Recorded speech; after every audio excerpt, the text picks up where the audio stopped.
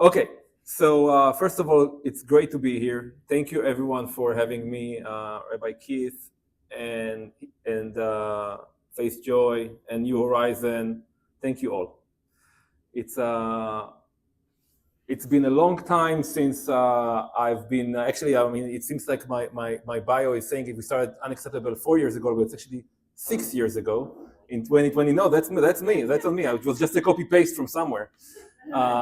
So that's not you. I mean, and so by the way, and I don't know how many people are on streaming. So for those of you on streaming, it's great to have you as well. We started Unacceptable back in 2020 when we had just a very small mission to say that an indicted prime minister is unacceptable. That was basically what we said. We were worried about democracy. We were standing in solidarity with our brothers and sisters in Israel. And we didn't know anything about anything other than we want to do something from remote. And this was during COVID, and there is a big story behind that, but that's not why we are here today. I mean, we are here today because we want to talk about the most consequential elections that we will have in October 27. And now I will just tell you something to keep in mind because it's in Hebrew. In Hebrew, it says we had, of course, October 7, which is Shiv'a be'October. Shiv'a be'October. The election is on the 27 be'October. Okay, that was a big discussion about, I mean, Netanyahu kind of like, the current government tried to kind of like avoid this date because the date in Israel of the election is not set by stone. It's not like the first Tuesday of November every 4 years. It's actually changing all the time. So just keep that in mind. Okay, so how does it look like? So the election, so we're going to basically just try to deep down about the election 101 in Israel.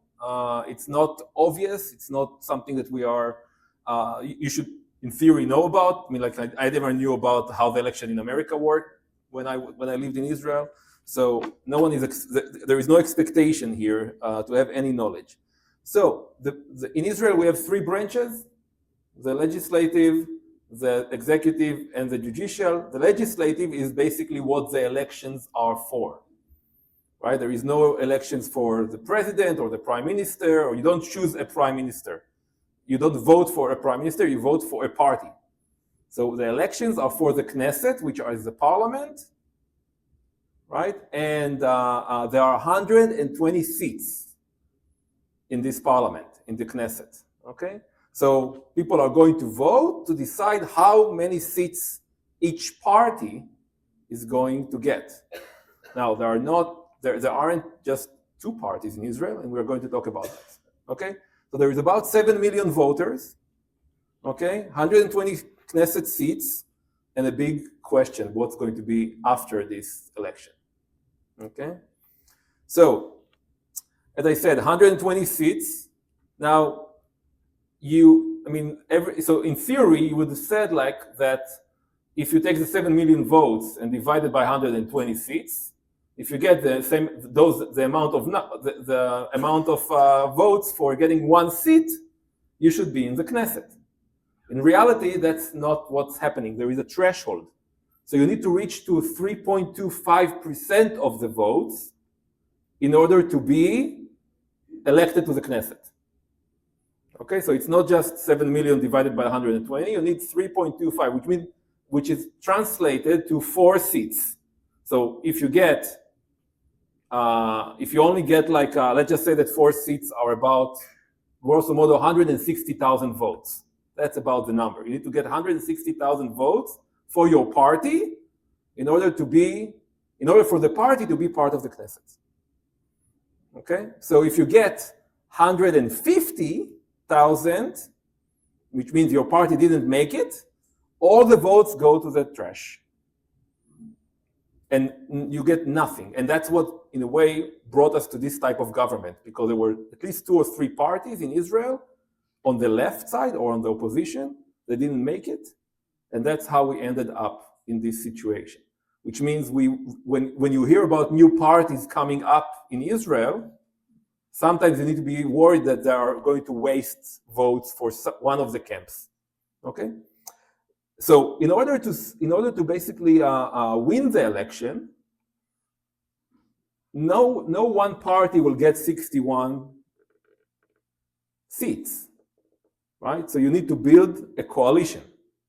So on the night of the election, which will be on October 27, right? We would not know who won the election, even if they count all the votes, which they usually count. The official results will be published around November 4th. Who knows what this date reminds you? Not just that. It's the day that Rabin was assassinated. Unbelievable, right? A coincidence. October 27th, 27 October, and November 4th. And yes, you're right, also the election date in America, right? But that's the reality, right? And so on the night of the election, we usually have a joke that kept running in Israel, which you're going to sleep with one prime minister and wake up with another, right? It happened in 1996, where Peres, after Rabin was assassinated in the first election after Rabin's assassination, that it looked like Shimon Peres won, and then when they finished to count the votes, it was Benjamin Netanyahu first election. So we went to sleep with one and woke up with another. And since then, no one is going to sleep at night on this day. And luckily, in America, we can be awake and see both ends of the county. So 7 million people will go to vote on that day. You cannot vote early. There is no mailing ballot.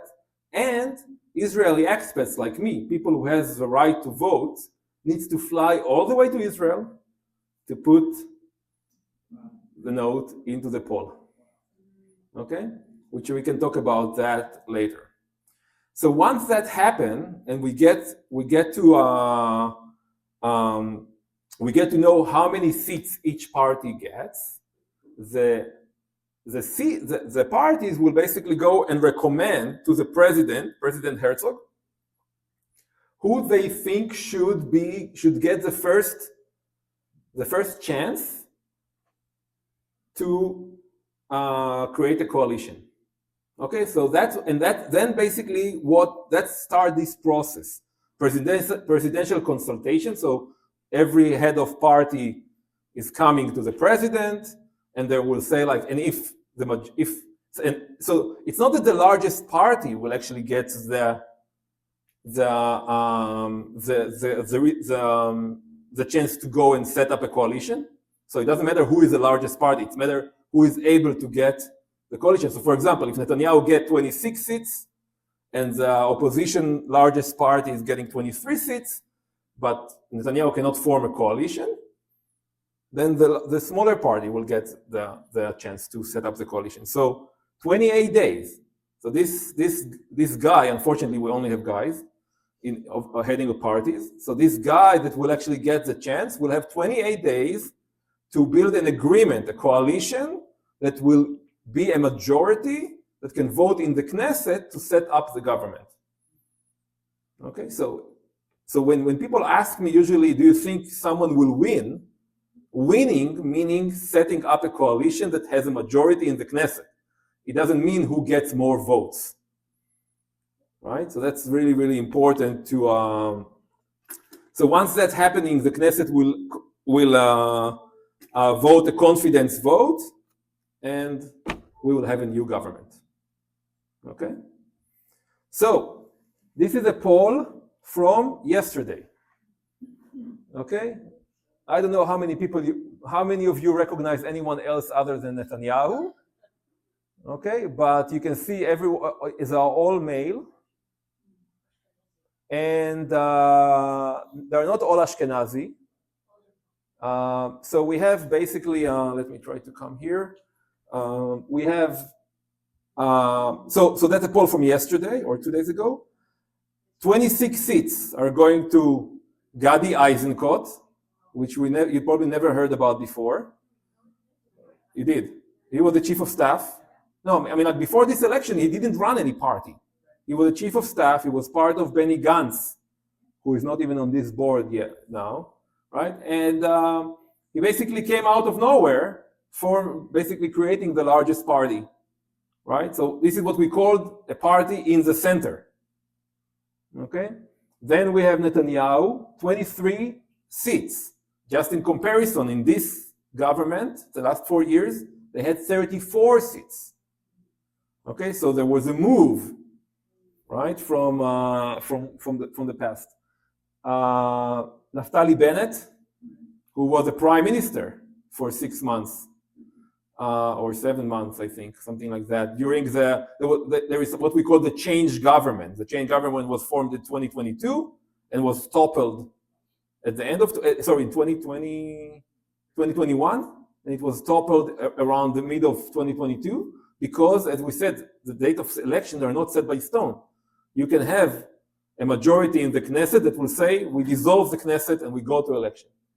And then we have Yair Golan from the Hademokratim, not the same Democrats from here, but they call themselves Hademokratim, which is practically today is being set as the party. So before I say that, so Naftali Bennett is center-right, or I would say right, okay? But he made a coalition, he made, the name of the party is called Beyachad, together, okay? So he basically came as a very right wing and made I call it, in startup world, we call it EQ-hire. Basically, he was connected to someone that you probably know more, which is the head of Yesh Atid, which is Yair Lapid, okay? And they kind of say like, okay, right and center, beyachad, okay? So for about 2 weeks, they were the largest party, but it didn't actually held up. Then we have Yair Golan, which is a Democratim, which is practically the only kind of left in the Jewish parties, because there is left on the Arab parties. We'll talk about that, okay? And they are kind of like the people who are most recognized as the people who were taking to the streets through the pro-democracy rallies. So they're kind of like, so we're talking about, again, think about the numbers, multiply them in your head in 40,000. So like 11 seats is like 440,000 people that are expected to vote for that party to get 11 seats, about, okay? And then we have Lieberman, who is a very right wing, Ben Gvir, the ultra-Orthodox, Shas and Goltnov. And then we have the 10 mandates of 2 different Arab parties, which probably will go up, and we'll talk about it, to about 14. And we can talk about what does it mean. And then we have Mr. Smotrich that we all love, of course. And he is getting in this poll, which is, he's always, so remember, if someone getting less than 4, he will not show up here, even though he might have 3.5, right? They will not show up. So he's actually getting 5 on this poll, which is the highest that he got. Again, this election, 8 or 7, something like that. So, but what's really, really important is what we see on the bottom. So we are seeing that the opposition, so the current parties who are in the opposition, that are not in the government, based on this poll, will actually get 59 seats. The Jewish parties in the opposition. You can see that the polls are putting the Arab parties in the middle, as if they are not part of the opposition. And then the coalition, Arab parties, and Jewish opposition parties. 59, 10, 51, together 120. This is like 59 seats, 10 seats, and 51 seats. So which means, as we just learned, none of, if the Jewish parties, who are the statement, one of the biggest challenges that we have is that other than Yair Golan, the rest of the opposition leaders are claiming that because of what happened in October 7, they cannot make a government with an Arab that is relying on an Arab party. Very racist, in my opinion, right? But they feel like that's what the public wants, which is not true. If you look on what public wants, they don't want Netanyahu, and they're willing, and they don't want another election to come up after this election if they don't able to form a coalition. Okay? So that's a challenge because 59 and 51, none of them are getting 61. If they only want a Zionist coalition, as they call it, right? And that's the challenge. So what is this? I mean, I assume that all of you think about what is this opposition look like. So this is a video we made in July 2023, before October 7. Okay, and that's what the current coalition is look like in Israel. This is who forms it. If you're asking yourself, what is going on in Israel right now, and why have hundreds of thousands of Israelis been taken to the streets every week for 8 months to defend their democracy? Imagine if the U.S. Department of Defense and the Department of the Treasury were run by members of the Ku Klux Klan. That's the equivalent of what's going on in Israel right now, with two of the most extreme right-wing fascists from the radical fringe, Itamar Ben-Gvir and Bezalel Smotrich, in key government positions. So how did we get here? Netanyahu, under the threat of jail time due to multiple indictments, teamed up with Ben-Gvir and Smotrich, and together with other extreme right-wing members of the Knesset, formed a government with the purpose of dismantling Israel's independent judicial system, and along the way, turning Israel into a messianic theocracy. Itamar Ben-Gvir, an ardent supporter of Rabbi Meir Kahane, vandalized Rabin's car weeks before his assassination, and told reporters, "We got to his car, we'll get to him too." Over the years, he's been convicted of incitement to racism and support for a terrorist organization. His beliefs and actions were so extreme that the IDF considered him too dangerous to draft. Today, he is the Minister of National Security.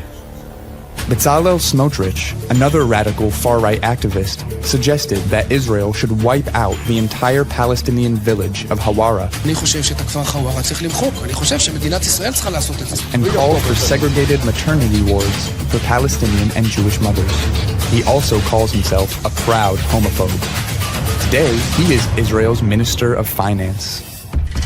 This is the most significant crisis in Israel's history. For 75 years, Israelis have strived to live by the words of their Declaration of Independence, to be a democratic nation with equal rights for all. The hundreds of thousands of Israelis, representing the majority of Israeli society, protesting out in the streets for 32 weeks in a row now, know that they can't stay silent, and they will not rest until they bring an end to this dangerous government. The protest movement keeps growing in Israel and all over the world.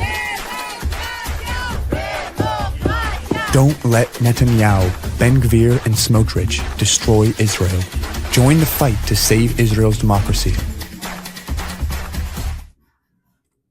Okay, why did I show you this other than that is that now we're in the stage, we tried to topple this government on the streets, we failed. In that sense, we were able to hold them from not turning it to a theocracy yet, right? October 7 happened, the protest, everything that happened after October 7, what's happening in Gaza, what they're doing now in the West Bank, this is all the same people, and our job is to win the election so they will not stay in power. Okay, so right now those people has only 50, right? If we go back to the slide, they only have 51 seats on the polls. So there is a good chance that there will be a change in Israel. Now, what change means, that's the next slide. So that's just to give you the sense of how things look like. The same people that has 51 seats today on the polls, in reality, on the Knesset, have 68.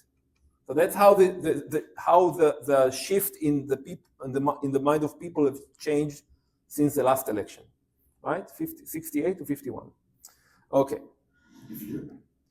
Okay. So we looked into the math, and I'll just give you the feeling, right? So this is like a game you can put when you build the parties. If you choose the four parties, which is like the Jewish parties in the opposition, you get to 57 based on this poll. So it's going between 57, 56, 59, but they don't have a majority of 61, even though they would love to have only a Jewish coalition.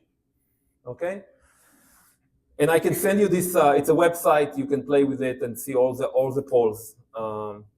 Now, we are talking about the change of the government, but look, this is actually coming from the same poll yesterday.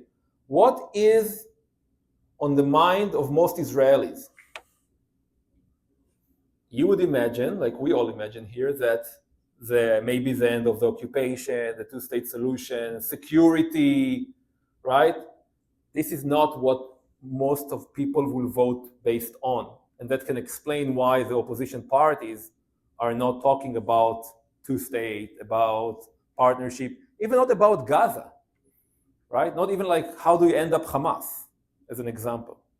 So they care about four main things. State Commission of Inquiry. Netanyahu is running away. There was no inquiry yet about what happened in the failure of October 7. Who is in charge? What was to fix? Netanyahu pushed it all the way to here. So that's of course important, because if we don't know what happened in October 7, we cannot make sure it doesn't happen again. The next one is the universal draft recruitment.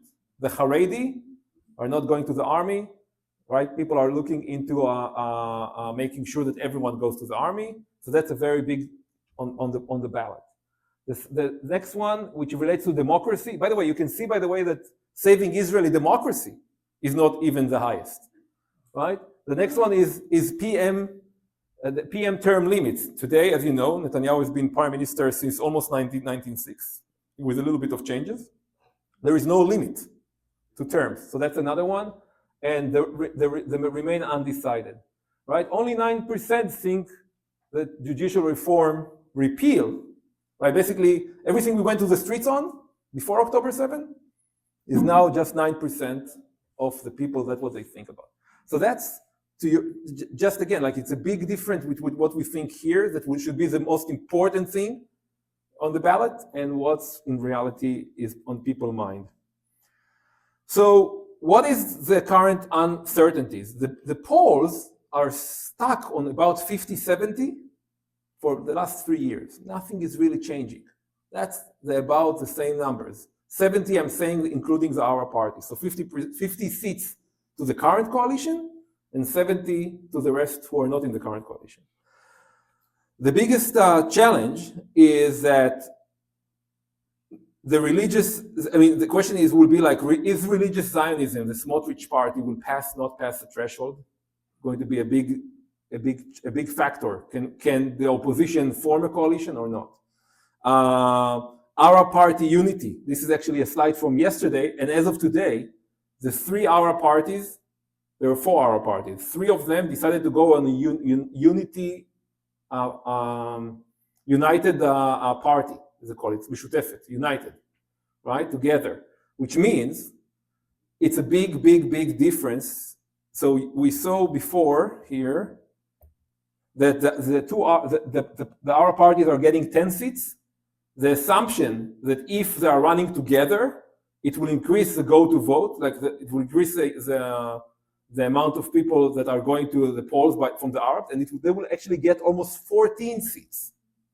That's going to make dramatic change, because the 14 seats, probably it's an extra 4. Most of them will come from the opposition, and 1 will go to the coalition. So it means that if now it's 59, 51, it will probably be 50, 15, and 55, right? So it will be much harder for the opposition Jewish leaders to form the next government without an Arab coalition. So that's the biggest change. And so, again, just to summarize, October 27, it will be a turning point to either way. It's super crude. I mean, like for us here, I'm going to travel to Israel, but in many ways, and we will probably talk more about it in the conversation, is like the question is like, how does it impact us here? Why do we need to care? All those things we're going to actually talk about. And so I'm going to leave this. You can connect, to unacceptable way.